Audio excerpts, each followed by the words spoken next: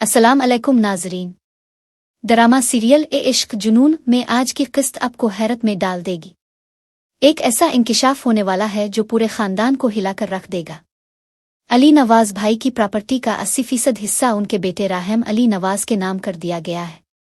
ये खबर सुनते ही शहरोज की आंखों में शोले भड़क उठते हैं। वो शदीद गुस्से और हैरानी में चलाने लगता है। ये कैसे हो सकता है? मेरे होते हुए किसी और को हक कैसे दिया जा सकता है? ये जायदाद मेरी है। लेकिन तब फारूक साहिब आगे बढ़ते हैं और एक और धमाका खेज हकीकत सामने ले आते हैं। शहरोज, तुम ये सुनकर हैरान हो रहे हो, लेकिन असल हकीकत तुम्हें मजीद हिलाकर रख देगी। राहम कोई गैर नहीं, वो अली नवाज का सग बेटा है। ये सुनकर कमरे में मुकम्मल खामोशी छा जाती है, जैसे किसी ने सबकी जुबानें बंद कर दी हो। आफा बेगम की आंखें हैरत से फैल जाती हैं और एमन की हालत गैर हो जाती है। नहीं, ये नहीं हो सकता। शहरोज की आवाज कमरे में गूंजती है। ये सब झूठ है। ये सब मेरे खिलाफ एक साजिश है। राहम मेरा बाप का बेटा नहीं हो सकता। लेकिन फारूक साहिब के अल्फाज आखिरी फैसला थे। वो मजीद इंकिशाफ करते हैं कि अली नवाज ने अपनी जिंदगी में ही ये फैसला कर लिया था कि ये घर राहम और एमन के नाम होगा। शहरोज और आफा बेगम को अब ये घर छोड़ना होगा। ये सुनते ही एमन की आंखों में आंसू आ जाते हैं। बाबा के जाने के बाद आंटी और हम कहाँ जाएंगे? ये घर तो हमेशा से हमारा था। लेकिन सबसे ज्यादा धचका आफा बेगम को लगता है। वो जो कभी इस जायदाद और इस घर पर फख्र किया करती थी, आज सब कुछ उनके हाथों से निकल चुका था। शहरोज गुस्से में पागल हो जाता है। मैं ये वसीयत नहीं मानता।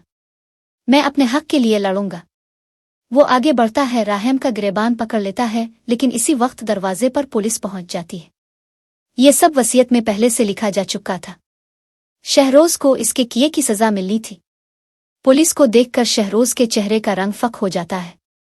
नहीं, मैंने कुछ नहीं किया। मुझे छोड़ दो। वो भागने की कोशिश करता है, मां के पीछे छुपने की कोशिश करता है, जैसे हमेशा करता आया है। आफा बेगम अपने भाई फारूक के सामने हाथ जोड़ देती हैं, रोती हैं, चीखती है, फारूक प्लीज कुछ करो। मेरा बेटा चला गया तो मैं कैसे गुजारूंगी? मैं अली नवाज को खो चुकी हूं, शहरोज को नहीं खो सकती। लेकिन इस बार फारूक साहिब अपनी बहन का साथ नहीं दे सकते। तब राहम आगे बढ़कर शहरोज को पकड़ लेता है, आंखों में गुस्सा आवाज में ठहराओ। शहरोज, अब वक्त आ गया है तुम्हें अपने किए की सजा भुगतने का। अब तुम नहीं भाग सकते। पुलिस शहरोज को गिरफ्तार कर लेती है और वो चीखता चलाता रह जाता है। यूं में एक नए दौर का आगाज होता है। आफा बेगम के गुरूर की दीवारें जमी बोस हो चुकी थीं।